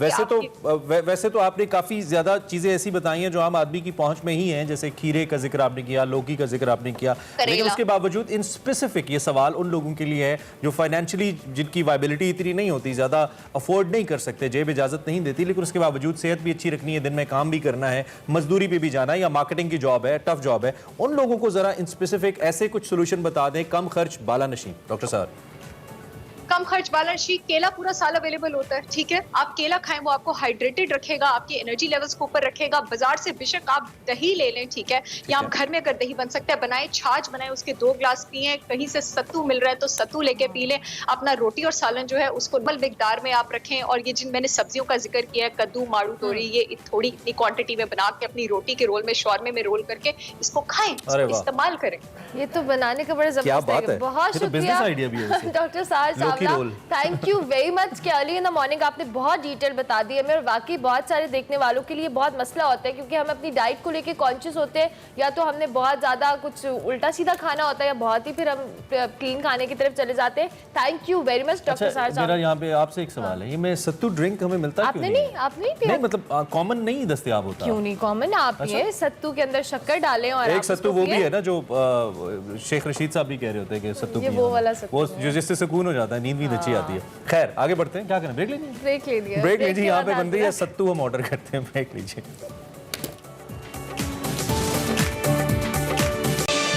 Welcome back to Expresso. आज चूंकि जुमा है और हम एक बहुत ही अहम मौजू के बारे में बात करना चाहते हैं, करने जा रहे हैं। दुनिया भर की तरह पाकिस्तान में भी अगर ख़वातीन की हम बात करते हैं तो कुल आबादी का निस्फ से ज़्यादा ख़वातीन हैं और बहुत मुख्तलिफ जगहों के ऊपर बड़ा रिस्पॉन्सिबली, बड़े अच्छे तरीके से अपने फ़राइज़ भी अंजाम दे रही हैं। मैं तो ये कहता हूँ कि अगर ख़वातीन हिस्सा लेना बंद कर दें या कम कर दें माशी एक्टिविटी के अंदर, तो शायद मुल्क नहीं चल सकता उनके बगैर। यही वजह है कि हम ख़वातीन की जब हम बात कर रहे हैं तो मुल्क की तरक्की के धारे में उनको शामिल करना पाकिस्तान की तरक्की के लिए इंतहाई ज़रूरी है। कायद-ए-आज़म ने भी यही बात की थी। मुख्तलिफ शोबों से ताल्लुक़ रखने वाली ख़वातीन जिन मसाइल का शिकार हैं, उनमें रोज़गार के मौक़े ना होना सबसे अहम है, या फिर उनमें रुकावट, कम उजरत, बिला मुआवजा काम, जिनसी या नफसियाती तौर पर हिरासा किया जाना, इम्तियाज़ी क़वानीन, माशरती तासुब, तशद्दुद, रस्म व रवाज, बहुत सारी ऐसी चीज़ें हैं जिसमें फिर घरों के अंदर इज़्ज़त के नाम पर कत्ल, अगवा और घर से बाहर अदम तहफ़्फ़ुज़ जैसे मसाइल भी मुख्तलिफ ख़वातीन को बिल्कुल तालीम के हसूल में रुकावटें हों, आज़ादाना नकलो हरकत में रुकावट हो, जबरी मेहनत हो, ज़बरदस्ती की शादी हो, प्रोफेशन को चुनने में पाबंदियों और इंसाफ तक रसाई में जो रुकावट है, वो सब बातें जो है काबिल ज़िक्र है, जिनका हल होना सिर्फ औरत के लिए ही नहीं बल्कि पाकिस्तान की ओवरऑल तरक्की के लिए बहुत ज़्यादा ज़रूरी है। कुछ रोज़ कबल हमने देखा वज़ीर आज़म इमरान खान ने एक अमेरिकन टीवी को इंटरव्यू दिया और इसमें एंकर के औरत के पर्दे से मुतल्लिक जो बात की वज़ीर आज़म साहब ने कि मर्द कोई रोबोट नहीं है, औरत ने अगर कोई कम लिबास पहना है तो उसका असर होगा। और वज़ीर आज़म इमरान खान का साथ साथ ये भी कह रहा था कि हमारे पास कोई डिस्को या नाइट क्लब नहीं है। आज हम दीन इस्लाम में औरत के मकाम और मर्तबे में बात करेंगे और स्टेटमेंट को खान साहब ने एक बड़ा इंपॉर्टेंट इसमें पॉइंट ये भी कहा, जॉनथन जो जर्नलिस्ट थे उनको मुखातिब करते हुए, कि अगर आपकी सोसाइटी के अंदर कोई खातून मुख्तसर कपड़े पहनेगी तो वो आपको मायूब नहीं लगेगा, क्योंकि आप उसके अंदर पले बड़े हैं। हमारे कल्चर का हिस्सा नहीं है, तो ये हमारे ऊपर, हमारे मेल्स के ऊपर ये असर रखती है बात। और एक कल्चरली जो हम बात करें उस पर भी हम डिस्कस कर दीन इस्लाम के हवाले से भी कि इसका इम्पैक्ट क्या है, कि औरत का मकाम और मर्तबा हमारे माशरे में, हमारे मजहब में क्या है, उस हवाले से बात करने वाले हैं। मौलाना इमरान बशीर साहब हमें ज्वाइन करें, बहुत शुक्रिया मौलाना साहब, thank you so much for coming. अगर हम दीन इस्लाम के हवाले से बात करें, औरत का इज़्ज़त और मर्तबा बेशक बहुत हमें पता है कि कुरान में भी बार बार कहा गया है और बाकी बातों में भी कहा गया है। आपने इस्लाम की रोशनी में हमें वाज़ेह कीजिएगा कि औरत का मकाम और मर्तबा क्या है। बिस्मिल्लाहिर्रहमानिर्रहीम। नबी करीम सल्लल्लाहु अलैहि वसल्लम ने फरमाया कि जिस शख्स को अल्लाह ताला बेटी अता फरमाए और उस बेटी की वजह से ज़िंदगी भर में कभी एक मरतबा भी मनिब्तुलिया मिन हादिहिल बनाती बिशई, एक मरतबा भी थोड़ी सी तकलीफ़ पहुँची, तो अल्लाह के महबूब सल्लल्लाहु अलैहि वसल्लम ने फरमाया कि बेटी के इस दुख दर्द का साथी बनने की वजह से मैं अल्लाह का महबूब गारंटी देता हूँ कि ये जन्नत में मेरा साथी है। वाह। नंबर एक। नंबर दो, एक मरतबा हातम ताई की बेटी को पकड़ के लाया गया और सर पे पर्दा नहीं था। अल्लाह के महबूब सल्लल्लाहु अलैहि वसल्लम ने अपनी कमली मुबारक या अय्युहल मुज़्ज़म्मिल यहल मुद्दस्सिर वो उतारी और उतार कर सैयदना बिलाल रज़ी अल्लाह अन्हु को दी और कहा कि जाके इस बेटी के सर पे पर्दा दे दो। जब वो लेके जाने लगे तो कहा या रसूलल्लाह वो तो काफिर की बेटी है। आपने फरमाया बेटी चाहे काफिर की हो चाहे मुसलमान की हो, जो औरत को इज्जत देगा अल्लाह उसको दुनिया आखिरत में इज्जत देगा, जो औरत का एहतराम करेगा अल्लाह उसका दुनिया आखिरत में एहतराम करेगा। इस्लाम में औरत को इतना मुकाम अता फरमाया, वो माँ की सूरत में है, बीवी की सूरत में है, बेटी की सूरत में है। यहाँ तक फरमाया कि एक औरत अरब पति है, सब कुछ उसके पास मौजूद है, लेकिन खामिन के ज़िम्मे है उसका नान नफ़का, उसकी जितनी ज़रूरियात हैं वो जिस लेवल में रह रही है उसका पूरा करना वो खामिन के ज़िम्मे लगाया गया, बावजूद वो अरब पति क्यों ना हो। ठीक है। और दूसरा जो खान साहब के हवाले से आपने जो बात फरमाई, मैं इसमें एक बड़ी अहम बात अर्ज़ करना चाहूँगा। एक दफ़ा हमारे एक उस्ताद मोहतरम US से वापस तशरीफ़ ला रहे थे दुबई, तो रास्ते में एक एयर होस्टर ने पूछा कि मैं इस्लाम का मुताला कर रही हूँ, लेकिन ये जो पर्दे में आप लोगों ने कैद कर दिया, पाबंद कर दिया, ये को मेरी समझ में नहीं आई चीज़। ठीक है। तो उन्होंने कहा कि बेटा मैं आपको एक मिसाल आपके ही US की देता हूँ, और बाकायदा उन्होंने पूरा हवाला निकाल कर अपने मोबाइल से पेश किया। कि फ़लाँ सन में एक शख्स के दिल में ये बात आई कि मैं देखता हूँ नीचे उसने कोई 1.5-2 लाख डॉलर का कीमती सामान, हीरे जवाहरात और सोना वगैरह ब्रीफ केस खोल कर नीचे चौंक में रख दिया एक साइड पे कि देखता हूँ लोग क्या करते हैं। तो वही हुआ है कि एक शख्स आया और उसने वो ब्रीफ केस देखा, दाएं में देखा कोई नज़र नहीं आ रहा, उसने बंद किया और अपनी गाड़ी में रख लिया। उसने फ़ौरन पुलिस को रिपोर्ट दी, पकड़ा गया। अदालत तक बात जब पहुंची तो अदालत ने जिसने चोरी की थी उसको सज़ा नहीं दी, इसको 6 महीने के लिए अंदर भी किया गया कि भी कसूर उसका नहीं है जो उठा के लेके गया, कसूर उसका है जिसने उसको मौका फराहम किया है और मौका जिसने दिया है। 6 माह की सज़ा भी दी गई और पैसे भी उसी को दे दी गए जो चोरी करके गया था। तो इसमें मौलाना हम ये समझें 20% बमुश्किल उसको वापस दिया गया। ठीक है, तो इसमें तो फिर इंटेंशन का रोल आ गया ना, कि उसकी इंटेंशन थी कि मैं एक चीज़, अगर ख़वातीन बाहर जैसे एयर होस्टेस की बात आपने की या आम ऑफिस के अंदर ड्रेसअप होने की बात की, तो इसमें हम मे भी किसी की इंटेंशन भी हो कि वो तवज्जो ले अपनी तरफ और लोग उसे देखें, हो सकता है ये, लेकिन एक लार्जर पर्सपेक्टिव में देखें तो ऐसी इंटेंशन तो नहीं होती कि लोग हमें इस चीज़ का निशाना बनाएं। तो जब ये इंटेंशन नहीं है और उसके बावजूद if I am committing this, अगर मैं उसको उस निगाह से देख रहा हूँ या कुछ कमिट कर रहा हूं तो this should lie on me, ये तो मेरा कसूर हुआ ना, फिर उसका नाम मैं अर्ज करता हूं इस कॉन्टेक्स्ट में आप क्या कहेंगे? इसमें मेरी गुजारिश ये है कि देखें, पाकिस्तान का मतलब क्या, ला इलाहा इल्लल्लाह। ये पाकिस्तान मदीना मुनव्वरा दोनों का एक ही तर्जुमा है। अल्लाह का वास्ता मैं गुजारिश अर्ज करूंगा कि जिन खवातीन ने और जिन मर्दों ने कुर्बानियाँ दी इस देश को बनाने के लिए कि यहाँ इस्लामी निज़ाम कायम हो, अल्लाह का वास्ता है उन कुर्बानियों को रायगा ना करें। जिस मकसद के लिए जो चीज़ बनाई जाती है उसको उसी पर रखें। उसके लिए मैं ये गुजारिश करूँगा कि अल्लाह ताला ने कुरान पाक में आम तौर पर नमाज जैसी चीज़ का हुक्म औरतों को डायरेक्ट मुखातब करके नहीं दिया। अकीमुस्सला मर्दों को हुक्म दिया, ज़िमन में औरतें भी आ गई, लेकिन रोज़े का हुक्म आया और उसमें भी कुतिबा अलैकुमुस्सियाम मर्दों का जिक्र किया गया, ज़िमन में औरतें भी आ गई। लेकिन जब हया की बारी आई और नज़र की हिफाजत की बारी आई तो अल्लाह ताला सूरत नूर के अंदर फरमाते हैं कुल्लिल मुमिनीना यगुद्दू मिन अबसारिहिम, ऐ मेरे महबूब आप मोमिन मर्दों से भी कहें नज़रें नीचे करें, मोमिन औरतों से भी कहें नज़रें नीचे करें। एक मरतबा हज़रत फातिमा हज़रत अम्मा आयशा बैठी हुई थी तो एक नबीना सहाबी आए, अब्दुल्ला इब्न उम्मे मक्तूम, तो आपने फरमाया आयशा पर्दा कर लो, कि या रसूलल्लाह वो तो अंधा है। फरमाया वो तो अंधा, तू तो अंधी नहीं है। ठीक है, बिल्कुल कुरान और हदीस की रोशनी में जो आप उस पर ओब्वियसली उस पर कोई दो राय हो ही नहीं सकती, उस पर सवाल नहीं उठाया जा सकता। लेकिन जिस तर्ज का पर्दा या जिस तर्ज की रिजर्वेशन की जानिब आप हमें बता रहे हैं कि रेफर किया गया है या कहा गया है, उसको तो ले, तो जिस तरह के मुआशी स्ट्रक्चर के अंदर हम रहते हैं तो वो तो रुक जाएगा। रिसेप्शन के ऊपर फिर खवातीन नहीं होंगी, नहीं बैठ सकेंगी, एयर होस्टेसेस नहीं काम कर सकेंगी, नर्सेस काम नहीं कर सकेंगी। हम जब जख्मी होते हैं तो हमें ट्रीट करती हैं वो, तो ये तो सारा निज़ाम रुक जाएगा मौलाना। फिर इस्लाम इसमें कुशन क्या देता है, जगह कहाँ से निकलती? जी देखें, कहीं सहाबियात जंग में शरीक होती थी लेकिन पर्दे के एहतमाम के साथ। कई पायलट खवातीन आपको नजर आएंगी, मेरे जानने वाली हैं, वो पर्दे के साथ जहाज चला रही हैं। ठीक है, जहाज के पायलट बनी हुई हैं। मुराद ये है कि शरीयत ने कोई ऐसा काम नहीं दिया। अम्मा खदीजा पूरी कायनात के लिए एक मिसाल और नमूना बनी, अम्मा फातिमा पूरी दुनिया के लिए मिसाल और नमूना बनी। और अम्मा फातिमा, देखें बात यह कि हमने ये रुख का इंतखाब करना है कि हमने फातिमा की बेटी बनना है या किसी और की बेटी बनना है। अगर हज़रत फातिमा की बेटी बनना है तो वो तो ये कह रही हैं कि जीना तो जीना, मैं जब दुनिया से जाऊं तो मेरी डेड बॉडी को भी कोई मर्द ना देखे, और बाकायदा जैसे डोली का एहतमाम होता है इस तरीके से एहतमाम करवाया गया। अब दो रुख है मेरी जान हमारे पास, या तो हम हज़रत फातिमा की बेटियां बने या किसी और की बेटियां बने। अच्छा मौलाना साहब, एक मेरा सवाल बीच में है कल्चरल एस्पेक्ट से भी। जिस तरह से हम बात कर रहे थे कि जब भी आपने इस्लामिक पॉइंट ऑफ व्यू से रिलीजियसली हमें बताया कि ऑब्वियसली इस पर दूसरी राय जिस तरह लाने का हो ही नहीं सकती, लेकिन हम जिस मुआशरे में, जिस सोसाइटी में रहते हैं, वहाँ पे एक्सेप्टेबिलिटी शायद अगर हम उस पीक पर जाके करेंगे तो वो एक्सेप्टेबिलिटी नहीं है, चाहे वो खवातीन किसी भी शोबे में काम कर रही हैं। सो हम इन कल्चरल बैरियर्स को मद्देनज़र रखते हुए कि जो मामलात हैं हमारा कल्चर इजाज़त नहीं देता, लेकिन स्टिल हम एक साइड को ब्लेम करके या उस पर करके हम इस चीज़ को बेहतर अंदाज में भी तो कर सकते हैं। कोई एक दरमियाना रास्ता भी हो सकता है।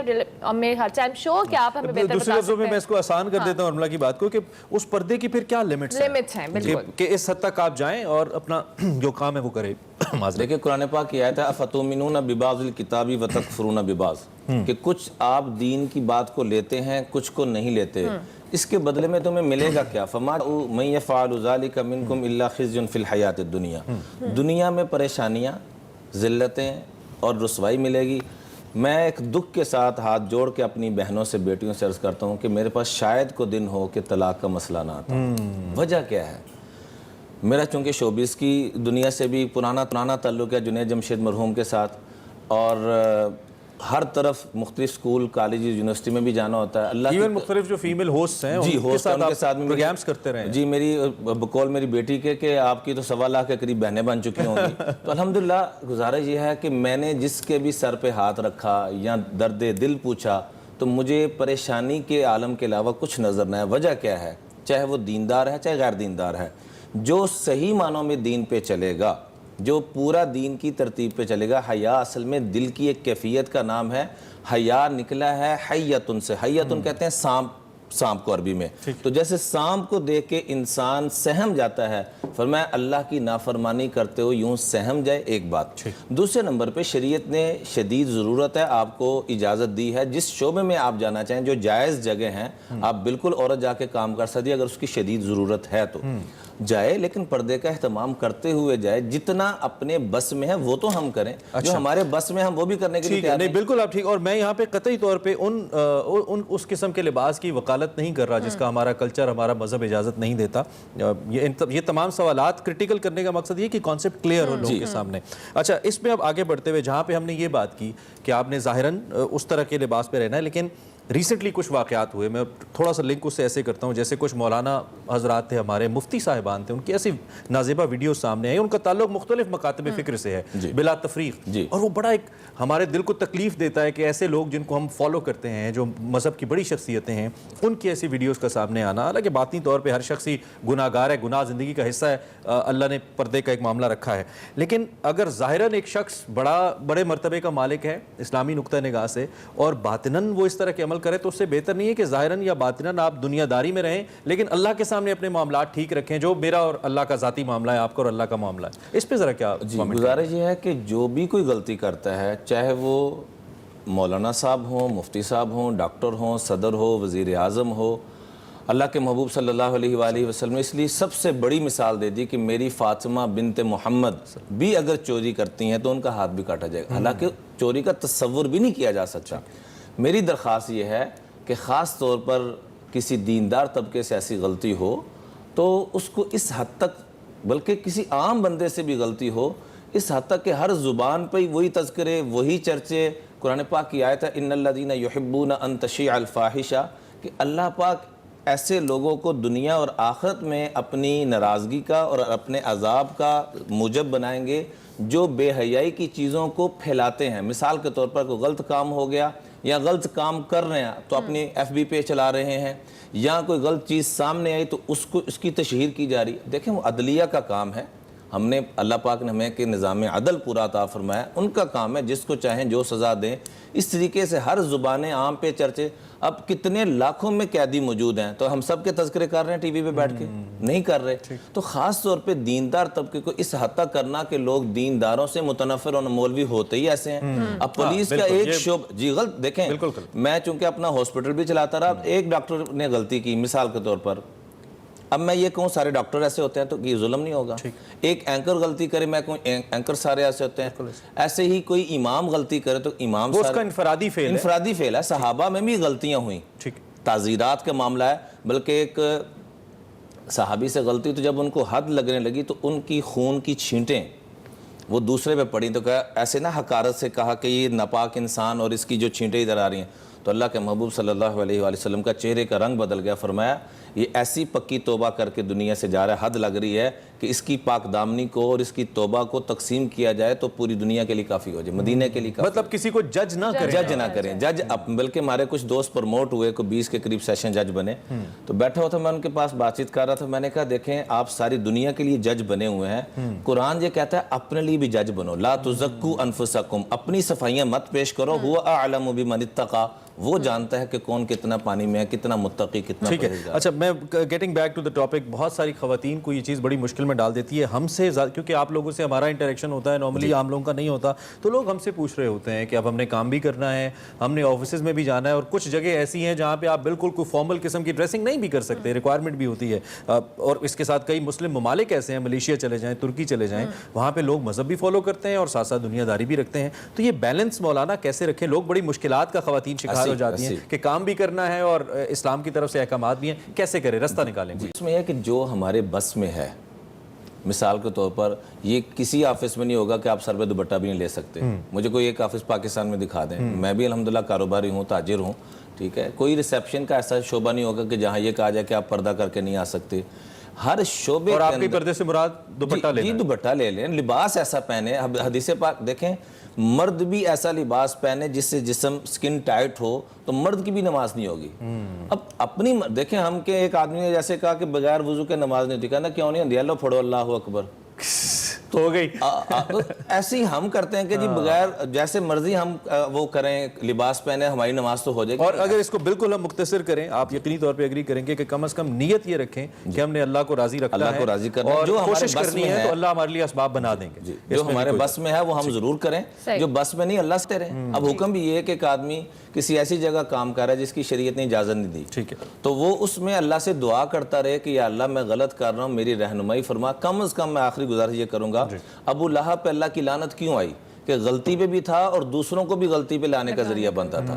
मैं ऐसी खवातीन से, अपनी बहनों से दरख्वास्त करता हूँ कि खुदारा देखे हमसे पर्दा नहीं हो रहा, हम दूसरा लिबास पहनने की आदी बन चुकी हैं या हमारा मिजाज बन चुका है, कम से कम जो उस पर लाने की कोई बात करता है उसको हौसला अफजाई की जाए, ना कि हौसला शिकनी की जाए, क्योंकि जो गलती पर है उसको एक ना एक दिन तौबा की तौफीक जरूर मिल जाएगी, लेकिन गलती पे होने के साथ साथ उस पर दलाइल देना इसकी जरूरत है, इसकी इजाजत। खूबसूरत बात। इसी नोट पर हमें एक ब्रेक लेनी है, ब्रेक के बाद हाजिर होंगे, आप देखते रहिए Expresso. Welcome back to Expresso. अब बारी हमारे सेगमेंट माइंड बेटर्स की, जिसमें हिना न्याजी और वकार अहमद मलिक हमें बताने वाले हैं कि सफर पे जाने के लिए आपको कौन सी सवारी चाहिए होती है। सो हेलीकॉप्टर चाहिए। Thank you so much Imran and Narmala. Waqar sahab, as a tourist mode of travelling क्या होना चाहिए जिसमें हम मैक्सिमम एक्सप्लोर कर सकें और हम मैक्सिमम एंजॉय कर सकें? ना मोड ऑफ ट्रैवलिंग का कुछ भी हो सकता है, ट्रैक्टर ट्राली पे भी जा सकते हैं, रिक्शे पे भी जा सकते हैं, तो कुछ भी हो सकता है, बाइक पे भी जा सकते हैं, बाइक पे भी जा सकते हैं, मतलब वो तो फिर आप कुछ भी कर सकते हैं। कि किसी जमाने में मुझे याद है, ये 9/11 से पहले की बात है, 90s की बात है, पाकिस्तान में जो फॉरेनर्स आया करते थे उनका एक मोड ऑफ ट्रैवलिंग ये था कि जितने भी ट्रक नहीं होते, तो ट्रक जहाँ पे एक ड्राइवर बैठा होता है, उसके नीचे एक छज्जा सा होता है, तो वहां पे बैठ के भी पूरी केकेज को एक्सप्लोर करते थे। वो तो हर कुछ भी हो सकता है, लेकिन असल में आप इसको दो तरह से देख लें। एक स्केल हम डेवलप कर लेते हैं अभी यहाँ पे।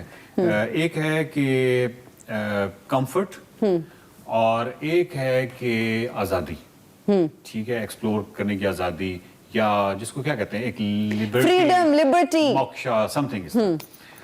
तो दोनों जो हैं ये एक दूसरे के उलट हैं। मसलन अगर आप जहाज में जाएंगे तो डेफिनेटली बहुत कंफर्टेबल, 1 घंटे के अंदर आप चले गए से, अगर आप गिलगित बहुत लग्जूरियस, आप स्कर्दू चले गए, गिलगित चले गए, सुकून से, सेफ्टी, क्या कहते हैं, कंफर्ट, और कम टाइम में।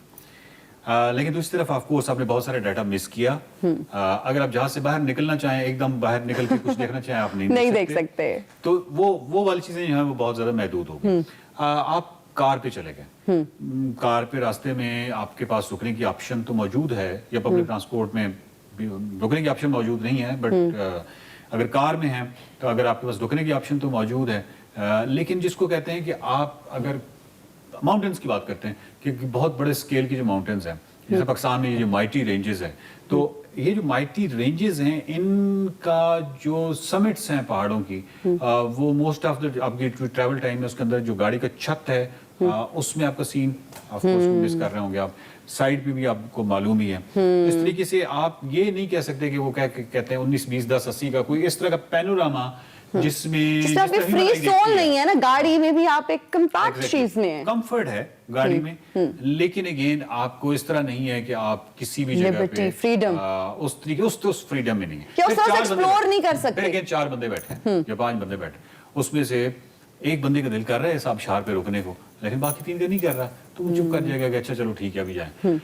तो इस तरीके से आपको थोड़ा सी आपकी महदूद हो जाती है वो वाली आज़ादी जिसकी तरफ अब हम जा रहे हैं। फिर हम मोटरसाइकिल पे आ जाते हैं। मोटरसाइकिल जो है उस पे मैं हूँ, मेरा मोटरसाइकिल है, चाहे वो ग्रुप 6 या 7 मोटरसाइकिल वालों का है, लेकिन वो डिस्टेंस पे ट्रैवल कर रहे हैं। इस आबशार पे मेरा दिल किया तो मैं रुक गया हूँ। किसी और जगह अच्छा मैं वेदर जो है या जिसको क्या कहते हैं मौसम, उसको मैं डायरेक्ट इसलिए एक्सपीरियंस कर रहा हूँ कि मैं अगर कराकोरम हाईवे पे हूँ और गर्मी है और मैं एक मोड़ मुड़ता हूँ और वहाँ पे आबशार है तो वो जो ठंडक आती है, अब ये वो तमाम चीजें जो कि मैं कंट्रोल्ड एनवायरनमेंट के अंदर नहीं एंजॉय कर सकता क्योंकि एसी के अंदर हो सकता है मैंने कार में एसी लगाया हो तो एक कंसिस्टेंट से मुझे कंफर्ट तो कर दे, लेकिन ये वाला एक्सपीरियंस तो मैं मिस करेंगे।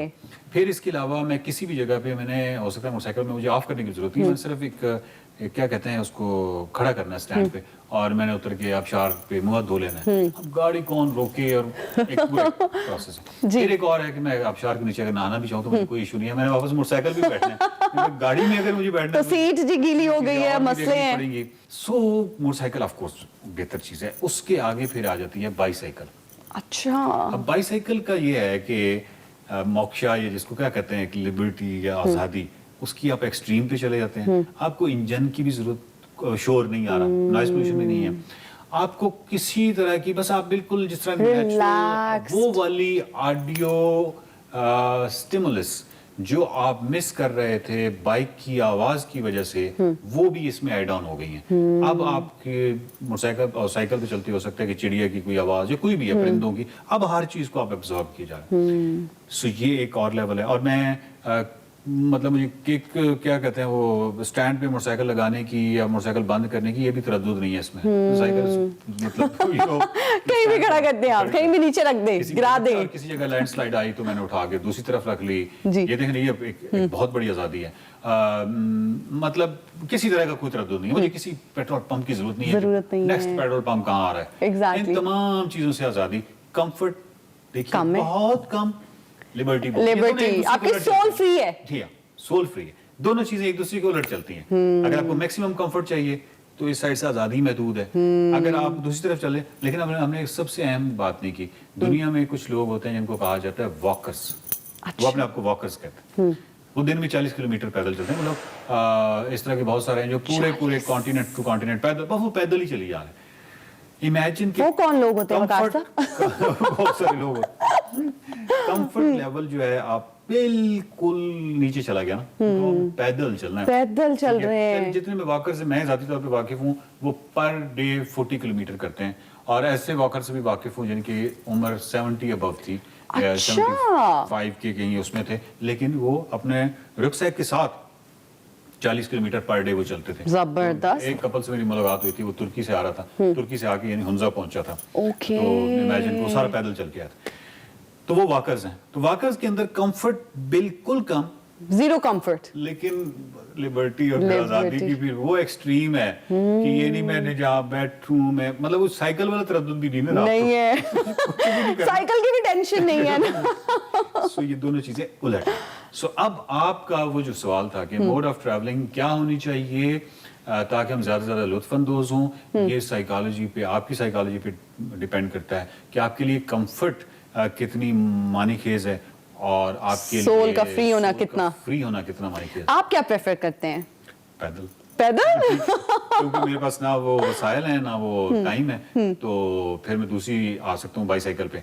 बाईसाइकिल अगेन मुझे टाइम और उसका इशू होगा। मोटरसाइकिल पे बेतहाशा एक्सप्लोर किया हुआ है। जबरदस्त। ऐसी जो है ना एक ही वक्त में, यानी गिलगित से पिंडी, पिंडी से गिलगित, अस्तोर से पिंडी, इस तरह बहुत सारे, हुंजा से पिंडी, यानी डायरेक्ट बगैर स्टे किए मोटरसाइकिल पे।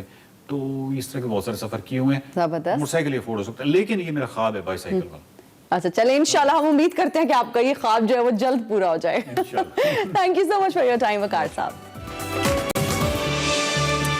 Welcome back to Expresso. Break के बाद हाजिर हो चुके हैं और अब आपकी मुलाकात करवाने वाले हम एक आर्टिस्ट से। कभी कभी हम खुद भी हैरान हो जाते हैं कि इतने फ्लेवर्स आ जाते हैं शो में कि कभी हम क्या कर रहे हैं, कभी क्या कर रहे हैं, बट इट्स गुड। अल्टीमेटली आपको ये सुबह अच्छी होती है, सिर्फ एक्सप्रेसो में मिलते हैं ना, और एक्सप्रेसो हमारी खत्म हुई है, ठंडी भी है। अच्छा, प्रोग्राम में आगे बढ़े, आपको बताएं कि दीवारों के पास कूड़ा करकट फेंकते और उनको गंदा करते, तो आपने कई लोगों को देखा होगा, हम खुद भी इनफैक्ट उसका हिस्सा हैं ही समहाउ बीइंग पाकिस्तानीज। परफ्यूम चौक भी आपने देखे होंगे, कराची जैसे शहरों में लोग लिख देते करते हैं ऊपर, लेकिन आज हमारे साथ एक ऐसी यंगस्टर मौजूद हैं जो कि दीवारों को न सिर्फ साफ करती हैं बल्कि उनके हुस्न को निखारने के लिए उन पर आर्ट वर्क करती हैं। और हम जब इनके काम के बारे में अभी जान रहे थे और फिर इनसे बात कर रहे थे तो बहुत हैरानी मुझे इस बात पे हो रही थी कि इतने बड़े स्केल पे ये कैसे कर लेती हैं। तो खवातीन को जो लोग अंडर एस्टिमेट करते हैं उनको हम हर सेगमेंट के अंदर कोई ना कोई जवाब देते रहते हैं। फरवा अली हमारे साथ मौजूद हैं जो कि म्यूरल पेंटर हैं। बेसिकली ये फैशन डिजाइनर है, लेकिन एज अ शौक डिजाइनर कम हाँ ये म्यूरल पेंटर है, तो इनको वेलकम करते हैं। बहुत शुक्रिया फरवा, थैंक यू जॉइनिंग।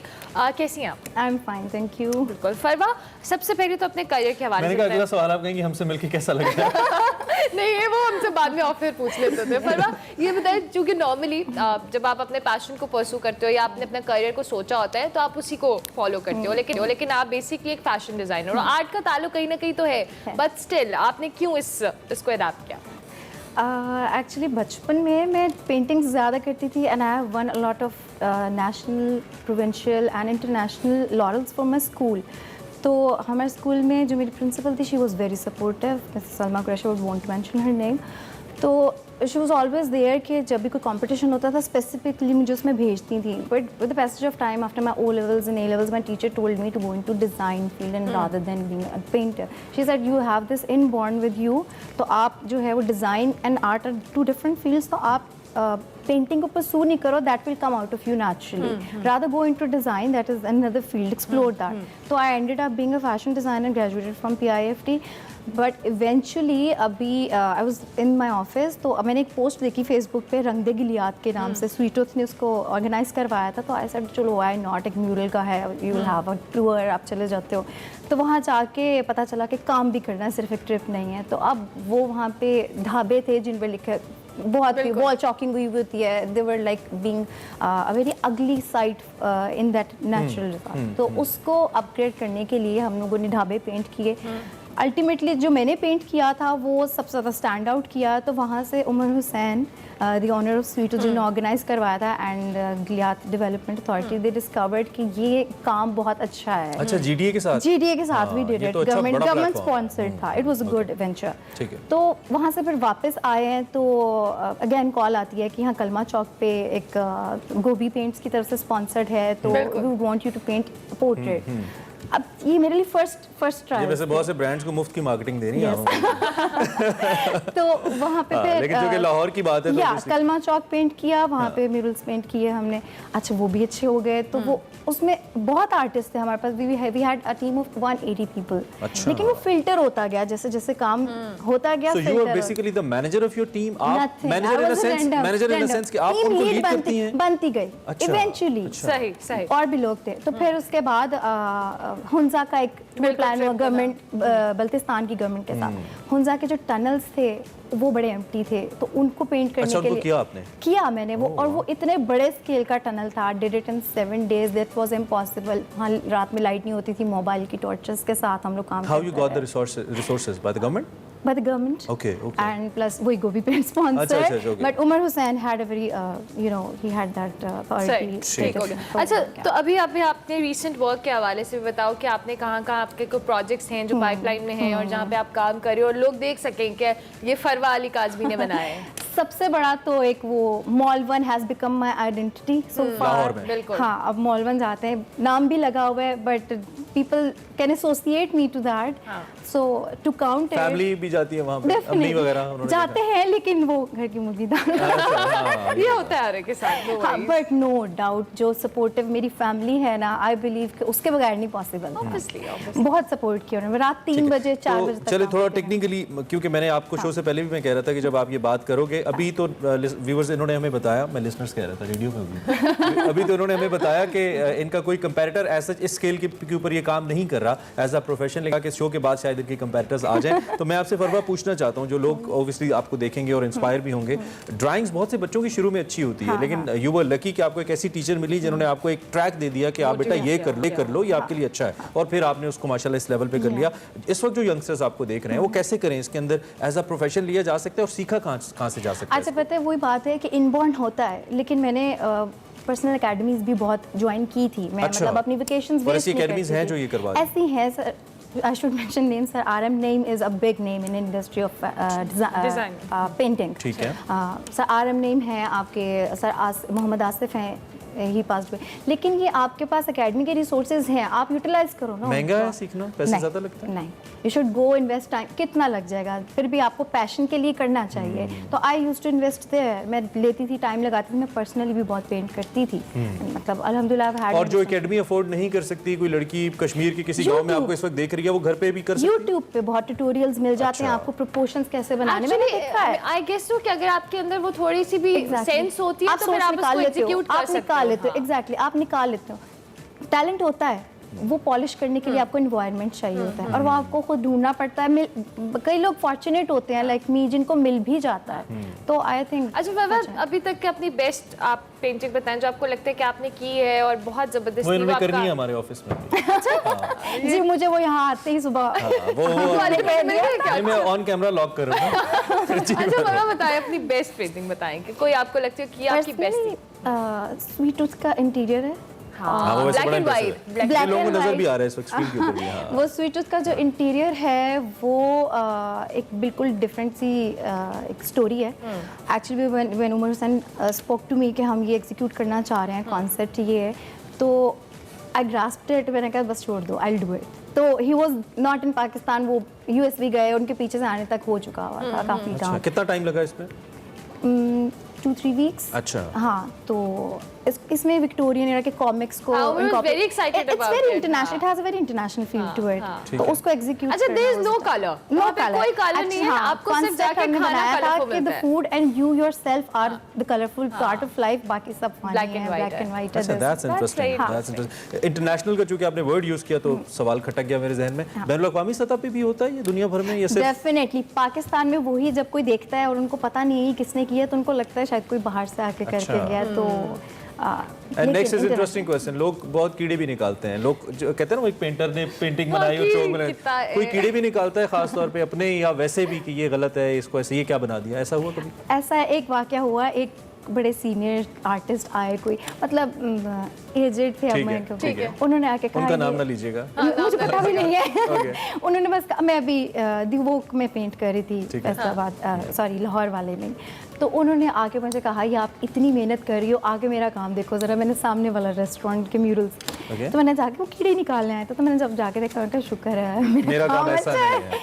ठीक है, that's how it works. Thank you so much Farwa, बहुत शुक्रिया, wish you very best of luck. आप बहुत जबरदस्त काम कर रही हैं जी। फरवा अली काज़मी हमारे साथ मौजूद थी, म्यूरल आर्टिस्ट हैं, पेंटिंग्स करती हैं, मुख्तलिफ जगहों पे आप इनको देख सकते हैं, इनका काम देख सकते हैं, बड़ा जबरदस्त काम है और स्कोप भी है इसका स्पेसिफिक। और moral of the story is दीवारें गंदी ना करें, वहाँ पे गंदी बातें ना लिखें, जो कराची लाहौर में हमारी बड़ी बड़ी दीवारों भाई सब छोड़ दे, अपने फोन नंबर लिखना बंद कर दे, फोन नंबर लिखना बंद कर दे, और उनको गाली लिखी होती है कि मैं बड़ी नाराज, बैड, ये नहीं करें, उनको पेंट करें, रंग भरें जैसे फरवा भरती हैं, और उसको खूबसूरत करें। तो इसी नोट पे ब्रेक ले लीजिए, ले लीजिए जी, ब्रेक ले लेते हैं, ब्रेक के बाद आते हैं, आप देखते रहिए एक्सप्रेसो।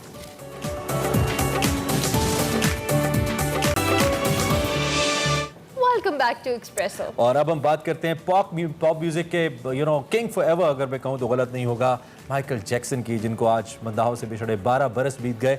माइकल जैक्सन के हवाले से हम अगर बात करते हैं तो अपने मुनफरिद अंदाज से पॉप म्यूजिक पर उन्होंने अनफॉरगेटेबल मेमोरीज कह सकते हैं कि उन्होंने छोड़ी हैं। King of pop Michael Jackson अमरीकी रियासत इंडियाना में 29 अगस्त 1958 1958 को पैदा हुए। 1964 में अपने भाइयों के साथ जैक्सन 5 के नाम से अपनी पहली album I want you back उन्होंने बनाई, और इसी एल्बम ने दुनिया भर में धूम मचा दी। जबरदस्त चार्म है वैसे, मैं कहती हूँ। क्या परफॉर्मर थे, क्या, और एक होता है गाना, एक होता है परफॉर्म करना उसके साथ। और मुझे लगता है जितने फैंस आज भी माइकल जैक्सन के हैं, शायद किसी कंटेम्प्रेरी आर्टिस्ट के भी नहीं होंगे। तो he live forever with his art. बहुत ही ज़बरदस्त तरीके से उन्होंने, और उनकी जो डेथ है वो आज तक भी एक अलमिया है। कहते हैं कि नशा ज़्यादा करने की वजह से वो उनका इंतकाल हुआ, लेकिन इसमें मुख्तलिफ खबरें भी आती हैं कि शायद खैर तो आज हमने ट्रिब्यूट पेश किया उनको अल्लाह सुब। और आगे बढ़ते हैं, एक और ट्रिब्यूट हमारा पेश करते रहेंगे हमारे नेशनल हीरो अली सतपारा के लिए है, जो कि K2 सर करते हुए, सर्दियों के अंदर K2 सर करते हुए लापता हो गए थे। आज तक उनका पता नहीं चला, और फिर उनको डेड डिक्लेयर कर दिया गया था, शहीद डिक्लेयर कर दिया गया था, बिकॉज वो K2 सर कर रहे थे, लाइन ऑफ ड्यूटी थे।